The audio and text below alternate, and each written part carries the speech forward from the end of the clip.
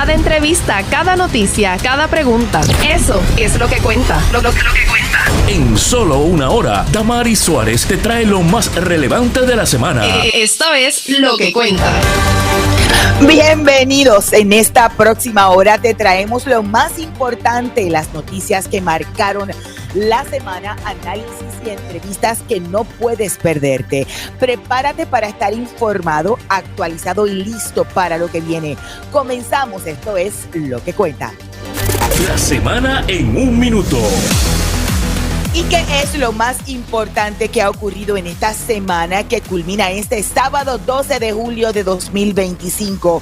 Mientras continúa la ofensiva antimigratoria de la administración Trump, en Puerto Rico otros 6 municipios contemplan convertirse en santuarios y establecer políticas proteccionistas a su comunidad migrante.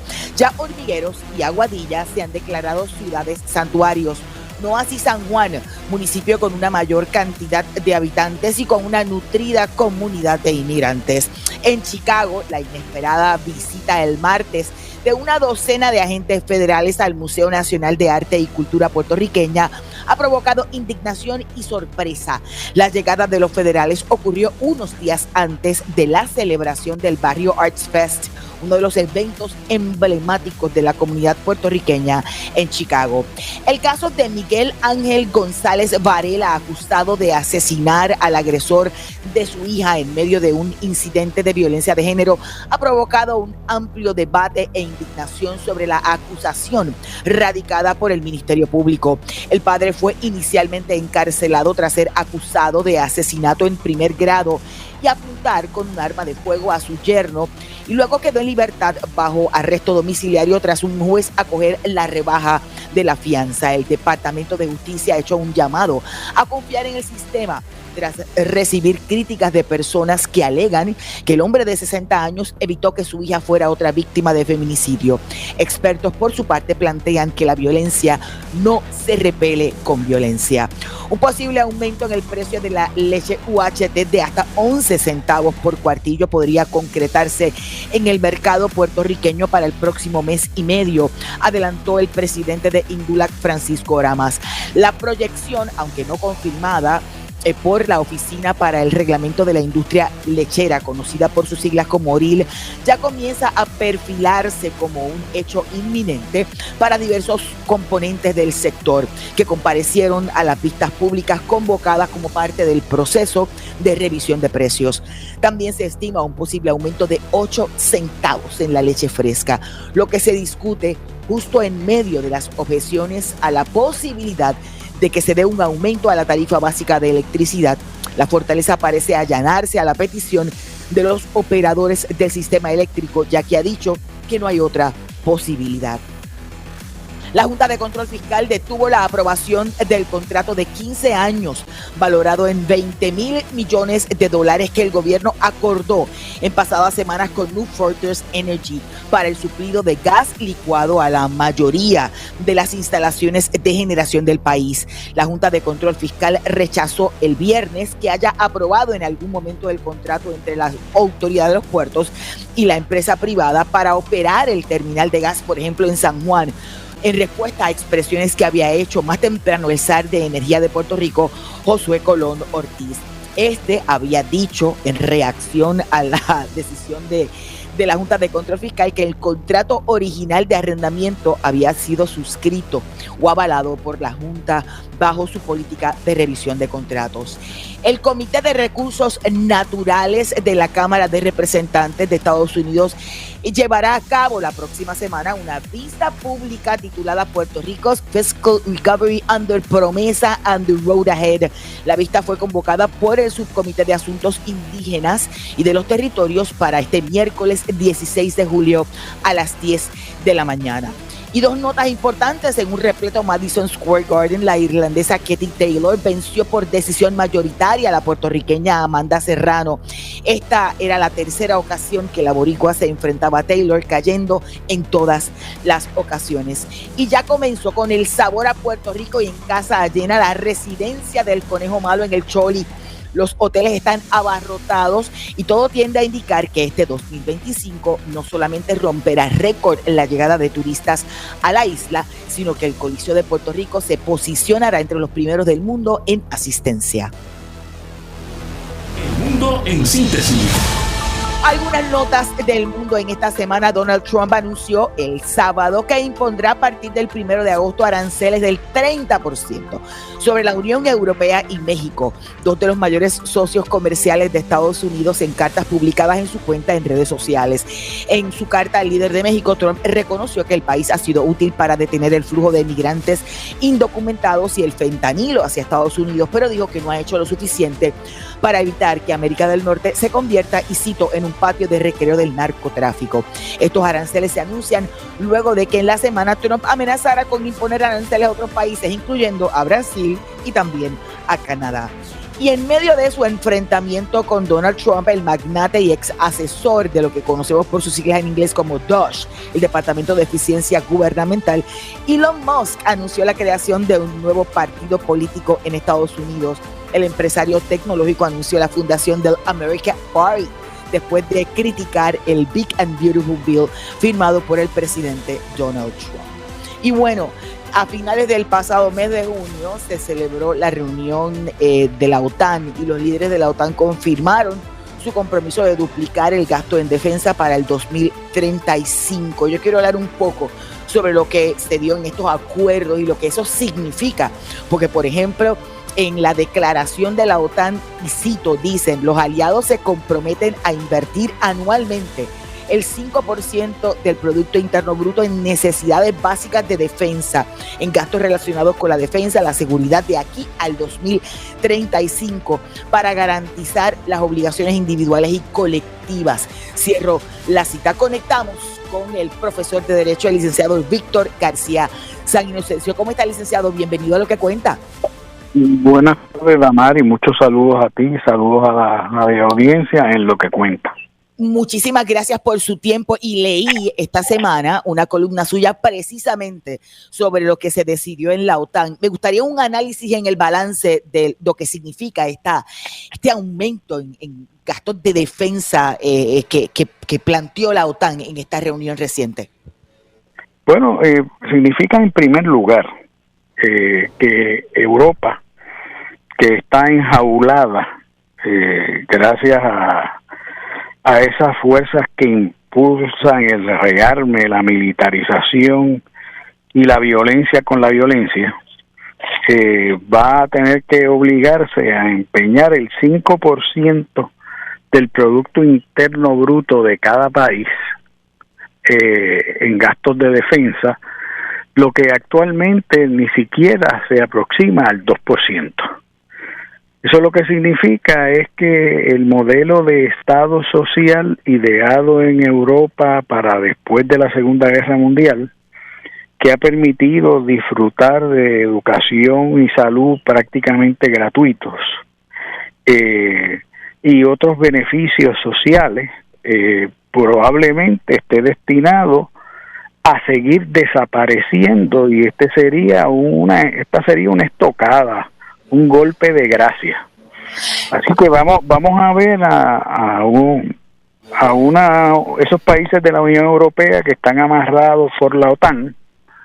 Vamos a verlos cómo le agregan presiones a la caldera social en la medida en que van privando de derechos a su gente. Algo parecido a lo que ha hecho Trump en Estados Unidos. Ajá. Con lo que es el desmantelamiento del Estado social y su Big Beautiful Bill, que se propone recortar cantidades trillonarias, entre ellas $1 trillón destinada al ámbito salud, y que va a arruinar al sistema de salud tal y como lo conocemos, y en el caso de Puerto Rico va a ser más devastador todavía. Le pregunto, ¿a qué corresponde o qué representa, por qué razón toman esta decisión? ¿Cuáles son los factores para aumentar tan dramáticamente el gasto de defensa? Bueno, en el caso de Europa hay toda una teoría de inseguridad por unos supuestos peligros que representa Rusia. Realmente en un conflicto asusado por la OTAN, Eso. Porque fue aproximando las fronteras de la OTAN a muy corta distancia de Rusia, y a unas manipulaciones monumentales, lo que no justifica la invasión rusa, que es una barbarie también a Ucrania y esa guerra sangrienta. Pero dentro de esa psicología hay industrias y subindustrias armamentistas en Europa que se benefician también de que en lugar de destinar a gasto social, a gasto en educación, a gasto en salud, a mejoras ambientales, este dinero se vayan a parar a los accionistas de las fábricas de armas. Lo propio en Estados Unidos, que es el principal exportador de armas en el mundo. Eso le iba a preguntar, ¿hay un factor Trump? Hay varios elementos, okay, y hay varios factores. Hay otro factor. Estados Unidos tiene realmente un desequilibrio enorme en su deuda, y como no quiere bajarla, imponiendo las contribuciones que debiera imponer a quien debe, que es a los que son ultra mega billonarios en Estados Unidos, pues ha optado por hacer recortes de esta naturaleza en el presupuesto, y ha optado por algo peor, que creo yo que es la perversidad. Recortes más incentivos a los que pagan mucho menos o nada, para que sigan pagando nada. Así que esa parte es importante, porque por ejemplo hay unos recortes en salud, hay unos recortes, unas obligaciones para la clase pobre y la clase trabajadora, pero hay recortes abismales para los grandes intereses. En contribuciones. Exacto. O sea, nosotros seguimos pagando las contribuciones. Juan del Pueblo también paga las contribuciones. Todo el mundo paga menos los superbillonarios, porque la gente se cree que superbillonario es Musk. No, superbillonarios hay como 2 docenas en Estados Unidos, y multimillonarios hay ya varias millones de personas que son millonarios, y esa gente es la que se aprovecha. Pero de ese mundo en donde no entran como debieron entrar, como debieron reincorporarse contribuciones que iban a entrar en efecto ahora, tú tienes esa profunda inequidad. Se sigue haciendo más inequitativa la sociedad, y esas personas aportan menos al pote para que la sociedad avance y haya una mejoría en las condiciones de vida, y se cierre un poco la brecha profunda entre los que tienen y los que no tienen, la profunda desigualdad que prohija ese sistema hecho para los ricos y para los alcahuetes de los ricos. Vamos a estar claros, los alcahuetes de los ricos, pues suele caerle un huesito de la mesa. Los que no caen huesitos es a los estudiantes, que hay recortes a las becas. A los que no le caen huesitos a los adultos mayores, que hay recortes en los programas principales de salud y de otros derechos. E incluso a los inmigrantes, este Big and Beautiful Bill, lo que le da es un montón de chavos para que sigan las redadas estas y operativos a los inmigrantes. Nosotros no hemos visto nada todavía. ¿Cómo que no hemos visto nada? ¿Esto se puede pegar? Bueno, es que le están dando 75 mil millones de dólares para construir centros de detención, para expeditar la salida, para hacer los arrestos. Lo que va a vivir Estados Unidos es una especie de militarización interna para deportar a millones de personas. Por lo tanto, que se hayan llevado unos cuantos miles o decenas de miles es poco en comparación a los que deportó Obama, que deportó más de 2 millones. Ajá. Es poco, pero aquí esto está montado para que en el curso de mínimo de 5 años, posiblemente de 10 años, hayan arrancado de Estados Unidos a personas que no regularizaron nunca su estatus, y van a ser millones. Y van a empeñar millones. ¿Se va a aumentar exponencialmente esos procesos de deportación? Se van a aumentar exponencialmente, van a dar el pretexto para hablar de eso y no de las demás inequidades. Okay. Se va a generar una industria y un movimiento económico seguroso alrededor de eso. Así que es parte de esa deriva terrible de Estados Unidos a la segurosidad y a ese feísimo rostro del autoritarismo y fascismo. Le hago la pregunta porque evidentemente hay un costo a la salud social y más que la salud, no solamente a la salud, ¿verdad?, sino a la cosa social en Estados Unidos. Y estamos viendo ahora la cuestión esta de la imposición de aranceles, que continúa siendo la palabra preferida del presidente de los Estados Unidos, Donald Trump. Esto no pinta bien, o cómo, déjame hacer la pregunta y no contestarla. O sea, ¿cómo pinta esto en términos económicos para la clase trabajadora? Allá y acá, porque lo que ocurre allá, acá salpica. Pues terrible, porque esto lo que hace es potenciar la inflación. Esto lo que hace es añadirle un factor de costo adicional a todo lo que se importa, a todo lo que se fabrica con materias o material importado, a todo lo que se traiga de países que están recibiendo la carga y el son de tarifas que van desde el 20, en el caso de la India, parece que van a arreglar por ahí, o un poco menos, hasta el 30% en el caso de México y Canadá, y así sucesivamente. Creo que Europa también le van a atracar el 30%. Por lo tanto, todo lo que se importe a Estados Unidos, y entiéndase, y a sus territorios, ajá, y la colonia de Puerto Rico va a aumentar de precio. Y por otro lado, lo que se haga con esos productos va a aumentar de precio, unido naturalmente a la escalada que un ambiente de inestabilidad mundial artificialmente creado por Estados Unidos va a ponerle a los precios de los productos energéticos. Así que yo entiendo que el poder adquisitivo de los puertorriqueños, en el caso de aquí nuestro, al igual que en otras partes, pero siendo Puerto Rico un país eminentemente importador, va a provocar una reducción dramática en el poder adquisitivo, que puede estar en orden del 10-15%, me han dicho economistas que conozco, más si le añades el factor inflacionario que vienen trayendo, nosotros podríamos ver reducido el presupuesto de las personas, aunque se mantengan las cifras en el mismo lugar de lo que reciben, pudiéramos verla en el curso de los próximos 2 años en una reducción como de un 20%. Si le sumamos a la ecuación de los recortes en términos de los fondos federales y la reubicación de todas esas medidas de derechos y de beneficencia que se están tratando de redirigir o de simplemente cancelar, estamos en un problema, vamos camino más salvaje. Un problema. ¿Sí? Es un problema más salvaje, más brutal, porque los más vulnerables son los que van a sentir esos recortes adicionales. Claro. Por lo tanto, vamos a tener una sociedad que no le faltaba mucho para ser la más desigual del hemisferio, una desigualdad mucho más profunda y una pobreza mucho más agravada.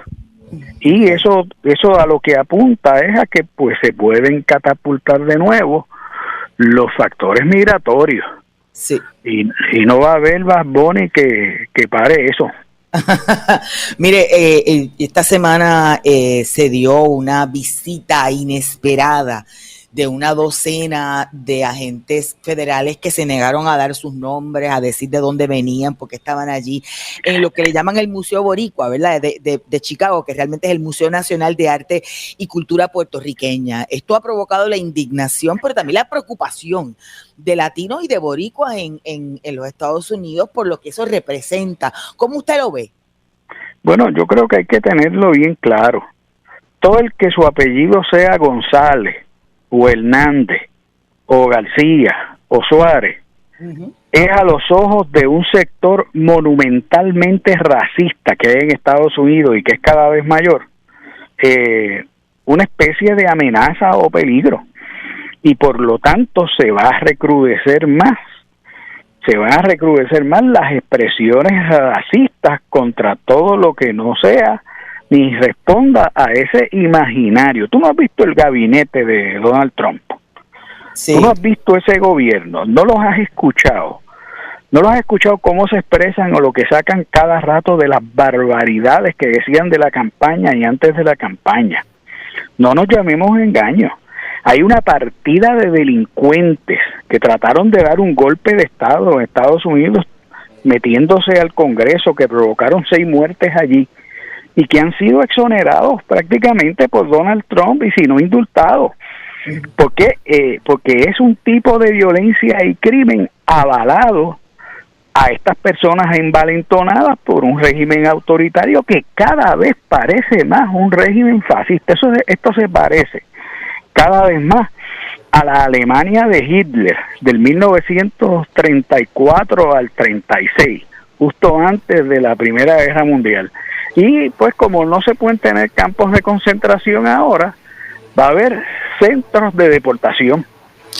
Esto está bien difícil. De hecho, aprovechando lo que está planteando, acabo de leer una historia que publica la agencia española de Noticias F, que dice que la fiscal general de Estados Unidos, Pam Bondi, ha despedido a más de 20 empleados del Departamento de Justicia de los Estados Unidos que trabajaron en casos relacionados con ese asalto al que hace referencia al Capitolio Federal el 6 de enero de 2021, y que trabajaron con documentos clasificados en la investigación al presidente.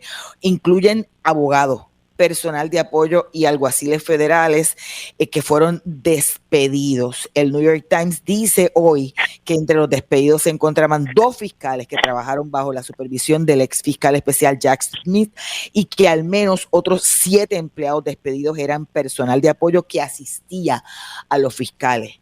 Están viendo medidas en represalia a los que investigaron ese asalto al Capitolio Federal. Bueno, y van a seguir, porque eso es parte de los signos autoritarios y prefascistas o fascistas de esa administración de Estados Unidos. La gente no se lo tomó en serio cuando le dijo a los electores, vayan y voten, que esta va a ser la última elección en la que van a tener que votar. O sea, uno puede haber señalado a Estados Unidos porque tiene una sociedad muy desigual, muy poco igualitaria, porque los derechos aplican para una gente y no para otras. Pero aquí de lo que estamos hablando es del arrasamiento completo.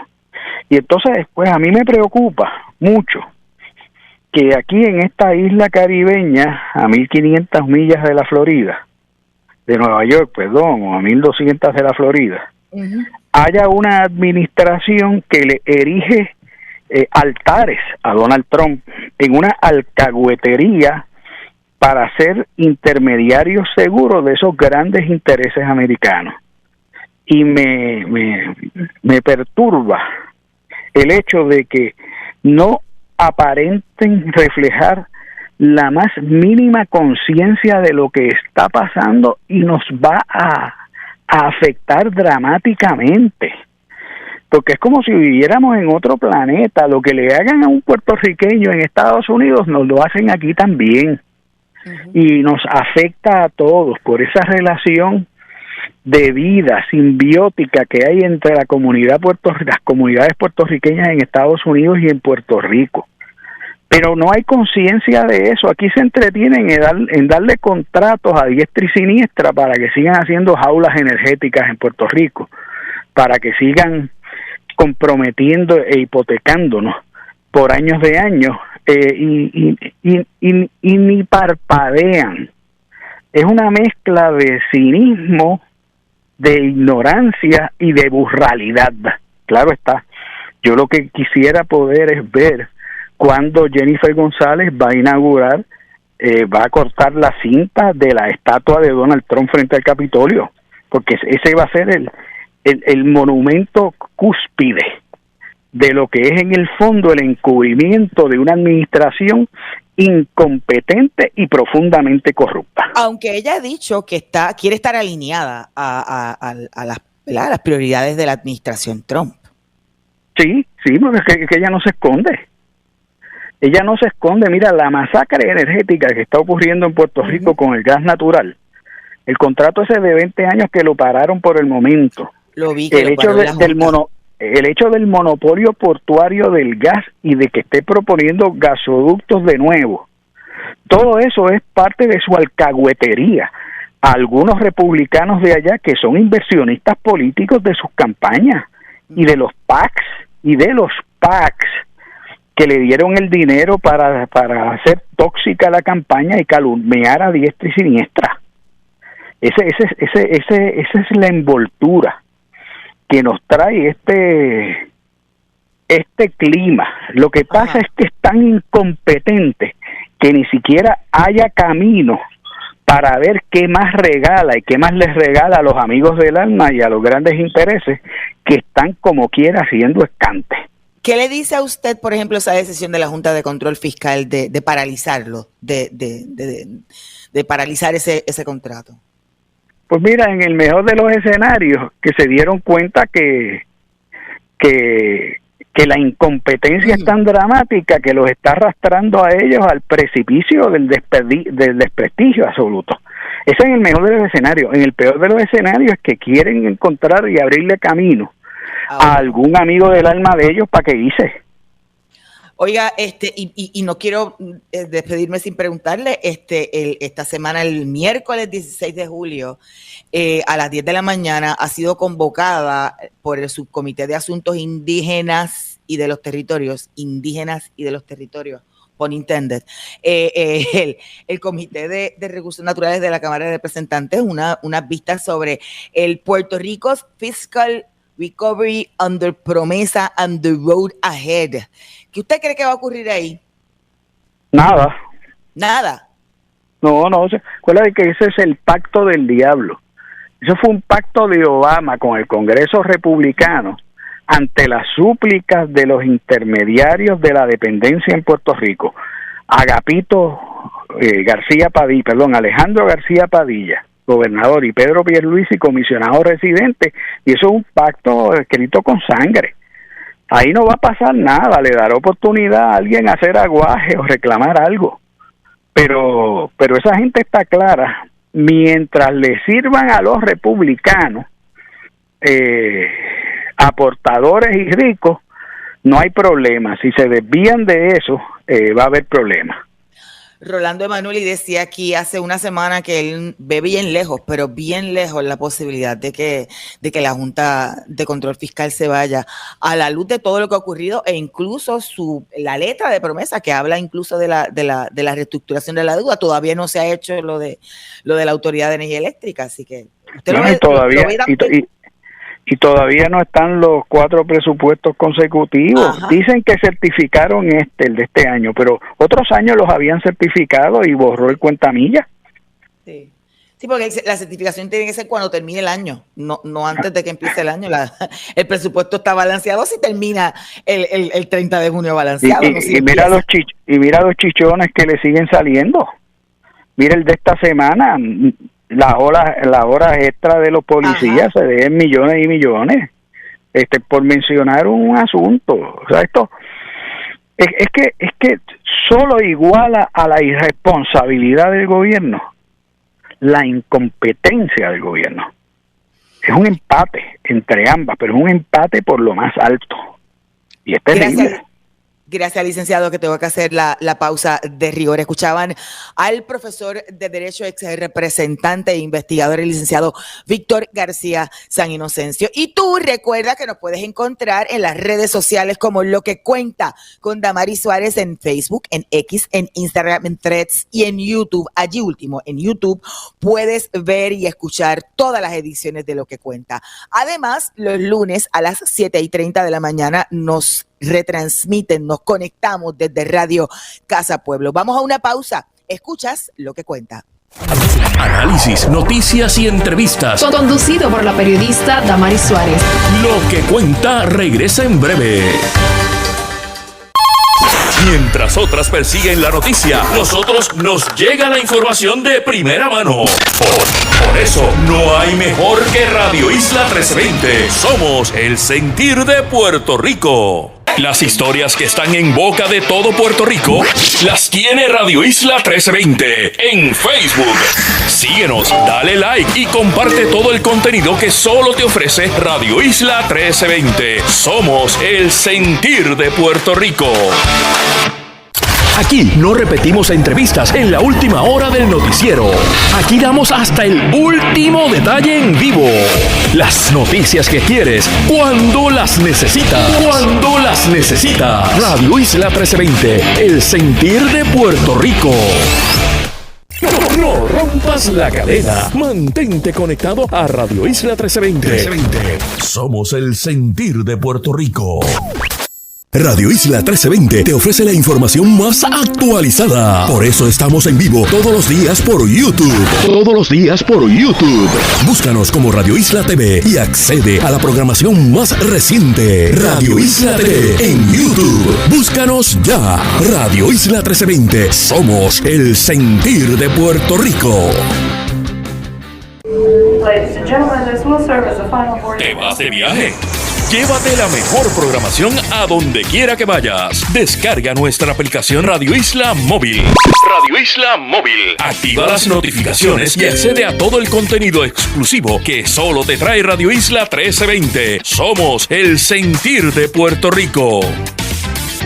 Conéctate a radioisla.tv. Las noticias que quieras y la información que necesitas al alcance de tu mano. radioisla.tv. Somos el sentir de Puerto Rico.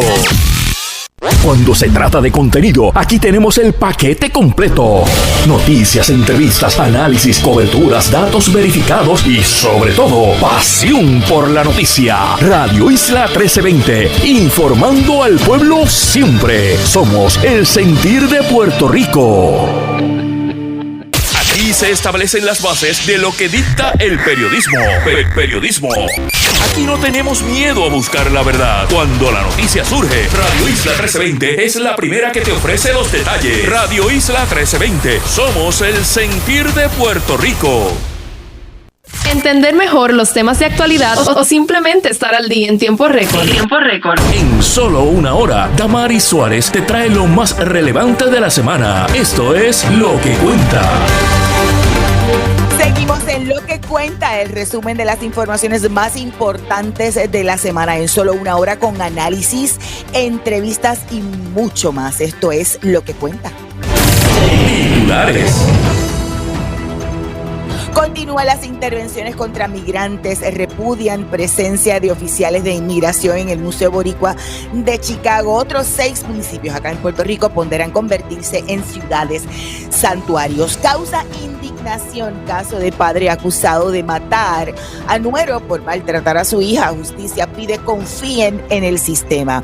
Anticipan aumento en el precio de la leche mientras continúan evaluando la posibilidad de aumentar el costo o tarifa básica de energía eléctrica. Paralizado el contrato a New Fortress para suplir gas a plantas de generación. Cámara Federal cita a vista pública sobre ley promesa y el futuro de la Junta de Control Fiscal. Amanda Serrano pierde por tercera ocasión ante Katie Taylor y empieza la residencia de Bad Bunny. En Notas del Mundo, Estados Unidos impone aranceles a México y a la Unión Europea. Elon Musk anuncia su nuevo partido político y la OTAN acuerda aumentar gastos en defensa. Perspectivas. Bueno, yo quiero hablar sobre la cosa esta de inmigración en temas locales y evidentemente lo que puede ser o puede empeorar, como decía nuestro pasado invitado, con los aumentos en términos presupuestarios para las redadas anti-inmigración. Y han pasado varias cosas. Hay denuncias de maltrato, hay denuncias de muchísimas violaciones constitucionales. Y quiero conversar con alguien que me habló de un caso en particular para que nos resuma un poco lo que ha ocurrido, con la licenciada Mariela Negrón, abogada de inmigración y profesora de Derecho en Inmigración. ¿Cómo está, licenciada? Buenas tardes y bienvenida. Hola, buenas tardes, Damari, y a todos los radioyentes. Muy bien, ¿y ustedes? Muchísimas gracias y bienvenida a Lo que Cuenta. Me estaba haciendo resumiéndome una experiencia que ha tenido en los últimos días con una persona arrestado en Caguas. ¿Qué ha ocurrido? ¿Quién es esa persona? ¿Dónde está? ¿Qué ha ocurrido? Ok, Damari, ¿verdad? Por motivos de confidencialidad no puedo dar detalles de la persona en específico, pero sí voy a hablar de manera general y hoy me han llegado unos 2 clientes adicionales que se encuentran en el mismo lugar. Así que, ¿verdad? Lo que sucede es que estas personas han sido detenidas, uno de ellos en específico hace una semana, otros hace, ¿verdad? Durante el transcurso de la semana pasada. ¿Y qué cosas están pasando? Bueno, lo que se llama el Alligator Alcatraz, el centro de detención que se ha estado construyendo en las últimas semanas, en lo que se conoce como los Everglades, en Florida, pues entendíamos, ¿verdad?, que no estaba listo. Entendíamos que no estaban llevando personas detenidas allí, pero eso no es correcto.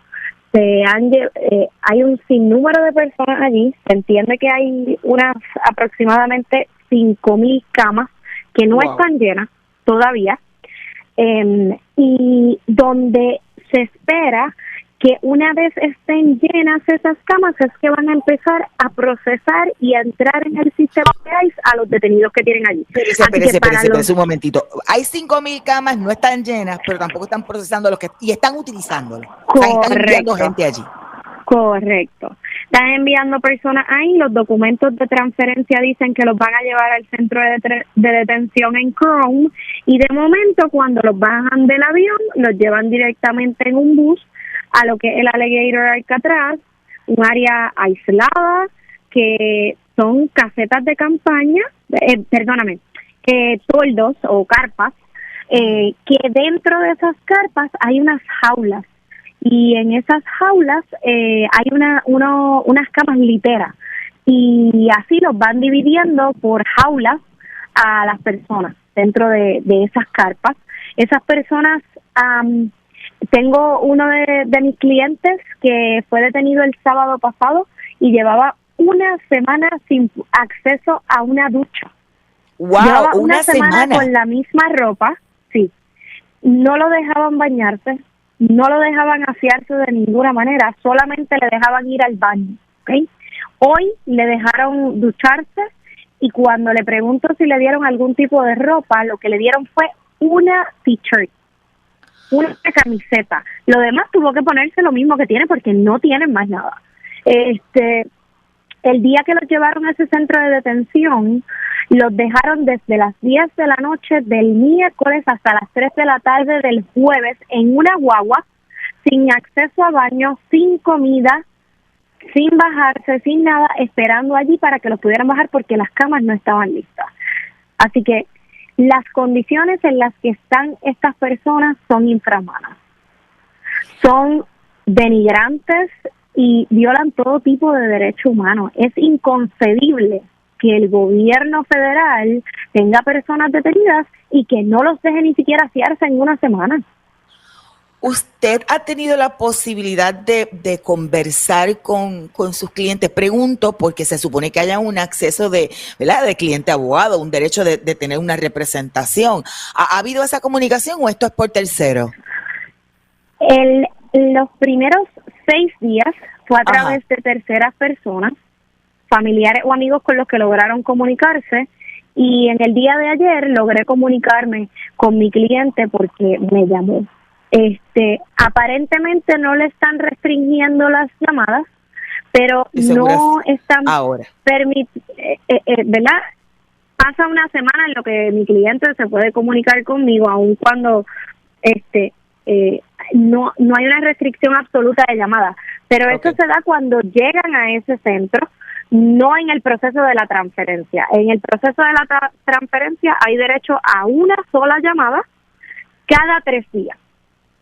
Ok. Licenciada, usted lo que estaba contando es como unas condiciones infrahumanas. Correcto. Sí, o sea, es inconcebible. No es posible. Y a todo esto, cuando los directores de agencias de inmigración hablan, y cuando el presidente Donald Trump hace el anuncio de este centro de detención, dicen que solamente van a llevar a ese centro a criminales. Ninguno de mis 2 clientes tienen antecedentes penales, ninguno tiene récord criminal, ni siquiera tienen una multa de tránsito porque no manejan, no tienen licencia de conducir, no tienen auto. Óigame, usted dice que van a procesarlos cuando llenen las 5,000 camas. Hay un estimado, o sea, ¿y cuál es el debido proceso de ley? Eso es lo que me indican los clientes en el día de hoy, que le han dicho a ellos. ¿Por qué? Porque el personal que está allí no son agentes adiestrados por el gobierno federal para ser agentes de inmigración, sino que son, desconozco la designación, pero son personas que están contratando de manera privada, por decirlo así, a través del gobierno. No son agentes de inmigración. Así que eso trae otro problema, Damari, y es que el desconocimiento absoluto de la ley migratoria.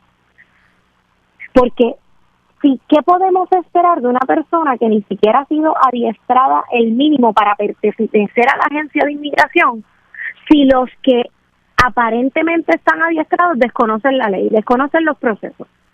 ¿Qué garantías le estamos dando a las personas? Ninguna. Y esa razón es porque es demasiado, o sea, no hay personal suficiente, pregunto, o es intencional. Correcto. El gobierno no tiene el personal, el gobierno no tiene oficiales de inmigración para procesar a todos los detenidos. Le hago la pregunta porque, por ejemplo, estaba viendo una historia de California nada más que habían unos 200 inmigrantes detenidos en unas redadas que se dieron hace unos días, me parece que fue ayer, sí. En Carpintería, en Camarillo, en California, el jueves fue. O sea, las redadas van en aumento. Con la aprobación de un presupuesto mayor para ese proceso, se prevé, como decía mi pasado invitado, el licenciado Víctor García San Inocencio, que aumenten exponencialmente estos operativos migratorios y estas deportaciones de inmigrantes. Correcto, sí. Se espera que aumenten las deportaciones. El gobierno no ha tomado ninguna medida para reducir las deportaciones. Incluso, Damari, cuando mencionas los casos de California, hubo un caso bien particular donde intervinieron en una granja, un farm, y la Organización Americana de los Granjeros notificó y certificó que uno de los trabajadores murió luego de una intervención con un agente de inmigración.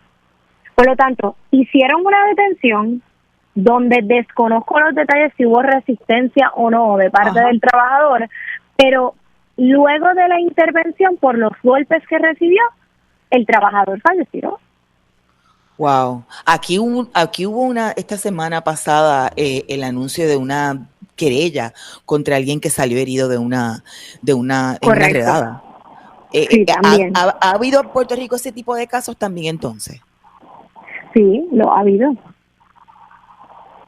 Entonces, lamentablemente, no nos estamos muchas veces de manos atadas, Tamari. ¿Por qué? Porque hasta me preguntaba ahorita cuál es el próximo paso luego de que hay una detención. El problema es que en Puerto Rico no hay centros de detención y pertenecemos a la oficina de Miami, y en lo que se hace esa transferencia y los ubican, sabiendo ya que los centros en Florida no dan abasto, ni siquiera tenemos detalles de en qué centro o dónde está el cliente. Ahora mismo, los localizadores de ICE no tienen información de dónde están los clientes. Así que para los efectos, los clientes están desaparecidos. No tenemos forma de saber en qué centro están. No podemos acudir a ninguna oficina a decir, tienes a mi cliente en tu custodia en este centro de detención y yo necesito verle. Yo necesito una reunión con mi cliente. Entonces, luego de eso, ¿qué pasa? Están una semana, 2 semanas en lo que se da esa transferencia, y cuando llegan allá vuelven a empezar un proceso de admisión y pasan 1 o 2 semanas más hasta que le asignan un oficial de deportación, y es cuando realmente podemos empezar a hacer algo en los ámbitos legales, porque hasta que no hay un oficial de deportación asignado no podemos hacer nada. Claro, pero no es intencional, porque ¿cuál es el problema de llevar un tracto de dónde llevan al detenido o la detenida? Ellos alegan que ellos no tienen personal para entrar esa data en el sistema. Okay. Pero es evidente que es parte de para hacer y deshacer en el proceso. Y entonces también se ha hablado de estas deportaciones a un tercer país. O sea, estas personas que tienen, ¿verdad?, un beneficio porque lo han ganado en corte o porque lo han ganado a través de un proceso afirmativo, que no los pueden deportar a su país nacional. Pues, ¿qué ha dicho el gobierno y qué ha dicho el Tribunal Supremo? Que los pueden deportar a un tercer país. ¿Qué significa un tercer país? Otro lugar de donde la persona no es nacional. Y se ha hablado hasta de países en Sudáfrica para que alojen estas personas. Eso no tiene sentido.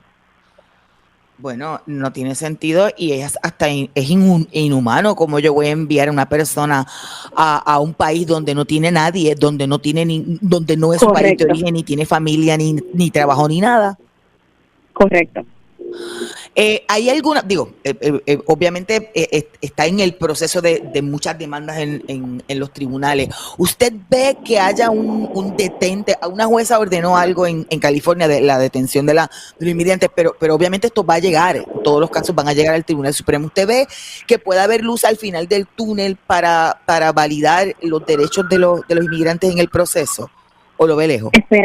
Esperamos que sí. Lo que pasa es que no podemos bajar la guardia. Y estas personas necesitan representación legal, porque es aún cuando tienen representación legal y se está yendo por encima de la ley. Imagínate, Damaris, si estas personas apenas conocen sus derechos y tienen quienes se los hagan valer. No hay forma de que puedan salvaguardar ninguna garantía. Realmente no podemos bajar la guardia. Sí tenemos que presentar emociones, tenemos que seguir resistiendo, tenemos que seguir defendiendo a los inmigrantes, porque lo que se está haciendo es una violación crasa de derechos humanos y del debido proceso de ley. Las autoridades acá en Puerto Rico han dicho que le van a radicar cargos a quienes interfieran en los operativos. Y he escuchado, por ejemplo, a líderes de la ACLU plantear que grabar, intervenir, eso no es ilegal. ¿Cuál sería la recomendación en términos del apoyo de las comunidades cuando ven un operativo en el que se le están violando los derechos al inmigrante? Que no den detalles de la nacionalidad ni de quiénes son sus vecinos, ni quiénes son sus familiares. Nadie tiene que dar detalles de la nacionalidad, el estatus migratorio, o si hay un caso en corte o no lo hay. Que se solicite que cuando están buscando a una persona o le quieren arrestar, muestren esas órdenes de arresto, porque no están presentando esas órdenes de arresto. Lo único que están haciendo es sacar sus placas y decir que son oficiales federales, y entonces, ¿qué hacen? Causar miedo. Y las personas, como están tan nerviosas, hablan o hacen algo y permiten que se den esos arrestos. Tenemos que proteger a nuestros hermanos y hermanas inmigrantes y a nuestra comunidad. No podemos dar detalles y en la medida en que sea posible, ¿verdad? Como dice las personas a través de la ACLU, hacer grabaciones para luego poder hacer esas denuncias, ¿verdad? Tenemos que proteger a nuestra comunidad. Le hago la pregunta porque ha habido mucha preocupación luego de la visita inesperada de una docena de agentes federales al Museo Nacional de Arte y Cultura Puertorriqueña el martes pasado. Una conferencia de prensa en la que denunciaron la visita, cuestionaron la razón de la llegada allí, e incluso que los agentes federales se negaron a dar sus nombres o de qué agencia venían, el propósito de la visita, justo antes de que comenzara uno de los principales festivales culturales que promueve el Museo Boricua. Pero también hay una preocupación con respecto a nosotros, los puertorriqueños. ¿Qué le dice a usted esa visita inesperada de los federales en el Museo Boricua? Que no solamente están agarrándose del estatus migratorio de las personas. Esto es un discrimen racial y es un discrimen por nacionalidad. ¿Por qué? Porque los puertorriqueños nacemos siendo ciudadanos americanos. Así que realmente, y ellos lo saben. Lo que pasa es que hay la agencia le está poniendo unas metas de arrestos diarios. Y como ellos no pueden cumplir sus metas, yendo tras lo que ellos alegan ser los criminales, están llevándose a todas las personas que encuentran de frente, tengan o no tengan estatus. Entonces, nosotras como puertorriqueños, Damaris, no andamos con el pasaporte debajo del brazo.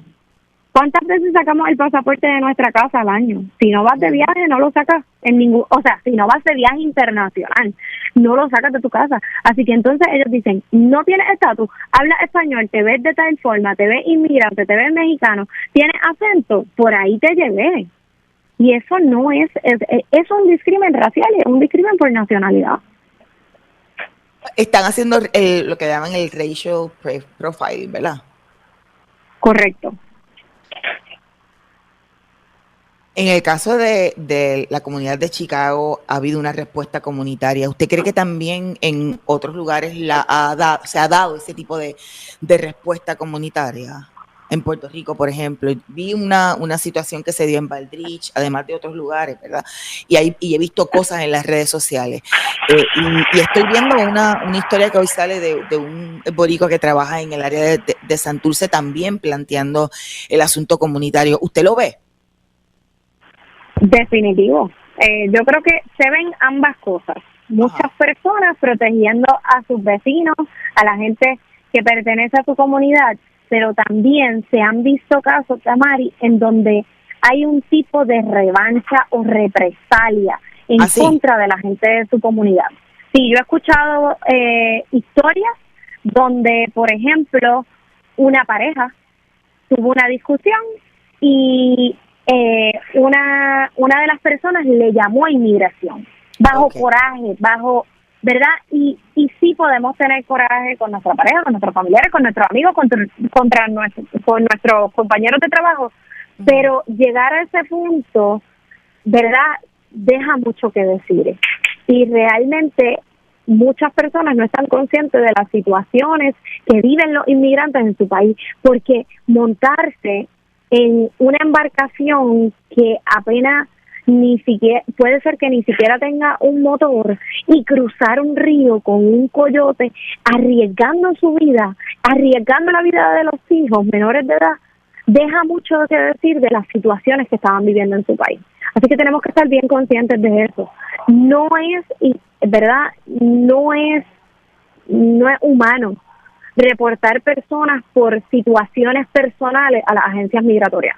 Y yo he escuchado de patronos, yo he escuchado de pareja y he escuchado de personas que han tenido conflictos y que quieren usar eso como método de represalia. Yo converso con la licenciada Mariela Negrón, profesora y abogada de inmigración, y un poco me gustaría una reacción suya. Hoy sale este fin de semana a relucir, que hay otros municipios que están contemplando unirse a Aguadilla y al municipio de Hormigueros, 2 municipios en el oeste que se han declarado ciudades santuario. Una de ellas me parece que puede ser Juana Díaz, pero otras no tenemos muchos detalles, pero la información fue confirmada por la ACLU, la Unión Americana de Libertades Civiles. Buenas noticias. ¿Y a qué se exponen, por ejemplo? ¿Qué significa eso de ciudades santuarios? Definitivo, eso son excelentes noticias y ojalá y todos los municipios en Puerto Rico se unieran a ese movimiento. ¿Por qué? Porque no es responsabilidad de las agencias locales ser un brazo aliado de las agencias federales en estas detenciones, que son detenciones ilegales, la mayoría de ellas, porque no siguen el proceso, no tienen órdenes de arresto, no tienen forma de validar que esto es legal. Entonces, eso me trae a la mente el caso de Cabo Rojo, de la mujer dominicana, que aún teniendo evidencia de que está legalmente, que está en un proceso, está yendo Damaris a registrarse en el gobierno para un negocio de helado, si mal no recuerdo. Mira, ella pudo haber hecho su negocio, como decimos en buen puertorriqueño, por debajo de la mesa y no tenía que ir al municipio a nada. Y fue honrada, fue honesta y se registró en el municipio, y con que se encontró con un oficial municipal que desconoce totalmente que las leyes migratorias y los beneficios, y que las reportó ahí. Y encima se encuentra con un oficial federal que también desconoce totalmente los beneficios migratorios, y entonces terminó en Texas en una carpa, en un centro de detención muy parecido al que estábamos hablando ahorita en Florida, en Texas, 2-3 semanas después. El hecho de que aumente, digo, hay críticas, por ejemplo, de legisladoras municipales en San Juan teniendo tanta comunidad migrante y siendo de las ciudades o la ciudad con más, por ser la ciudad capital y por su extensión territorial, pues con muchísima población, que se diga que es innecesario convertirse en una ciudad santuario. No, no lo es. No lo es, Damaris.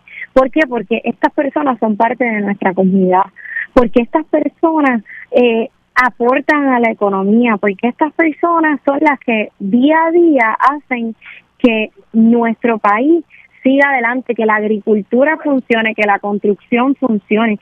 Y eso que dicen las estadísticas de que es que estamos detrás de las personas que son criminales, que tienen expediente criminal, del 80% de los detenidos no tienen expediente criminal.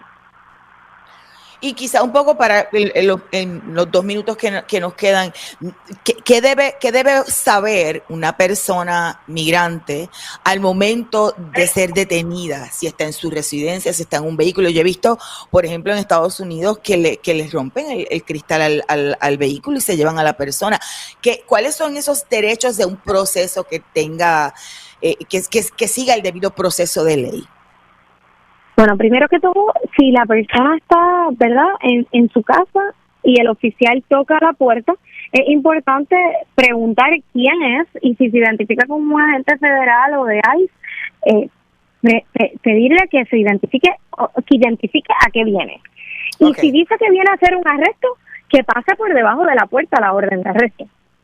Segundo, para entrar a la propiedad de alguien, hacer un registro o allanamiento, es necesaria una orden firmada por un juez para entonces que esas personas puedan ingresar a la casa. Y son dos cosas, tiene que tener una orden de arresto y una orden de registro y allanamiento, los cuales las órdenes, si apenas se están viendo las órdenes de arresto, menos se están viendo las órdenes de registro y allanamiento, así que esa persona se puede negar a abrir la puerta, y mantenerse seguro dentro de su casa. Lamentablemente lo que hemos visto es, pues, como ocurrió en Barrio Obrero, es que han venido tumbando puertas. ¿Por qué? Porque el Ejecutivo le ha dado mucho poder a estos oficiales. Ahora, en el carro también, ¿verdad? Pueden que se les enseñe esa orden de arresto, y si quieren registrar el vehículo también tienen que tener una orden firmada por un juez. Importante, familias que sientan que, ¿verdad?, que corren riesgo de ser detenidos o ser deportados y tengan menores de edad, dejen un poder, documento escrito, notarizado, conforme a la ley de Puerto Rico, para que algún familiar particular se pueda hacer cargo de esos menores en lo que se resuelve el proceso y puedan, ¿verdad?, esos menores no se queden desamparados, porque eso es un problema que también no se está evaluando, y es que ¿qué hacemos con los menores si mamá y papá faltan y no hay un familiar recurso que se quede con ellos? Así que esas serían mis recomendaciones, y sobre todo protegernos como comunidad, conocer los derechos, educar a las personas y ayudarlos de la mejor manera que podamos siempre. Gracias, licenciada, que ya tuve que hacer la pausa para culminar esta edición del programa. Escuchaban a la abogada y también profesora de inmigración, la licenciada Mariela Negrón. Tengo que hacer la pausa ya, agradecer a ustedes y a la licenciada Negrón por estar con nosotros. Gracias a Manuel Vélez, que ha estado en la dirección técnica. Recuerda que nos puedes encontrar en las redes sociales como Lo que Cuenta con Damaris Suárez, tanto en Facebook, en X, en Instagram, en Threads y en YouTube. Allí también en YouTube puedes ver y escuchar las ediciones de Lo que Cuenta y conectar en la retransmisión acá en Radio Isla, y los lunes en la retransmisión a las 7:30 de la mañana de Radio Casa Pueblo. Hasta aquí, Lo que Cuenta.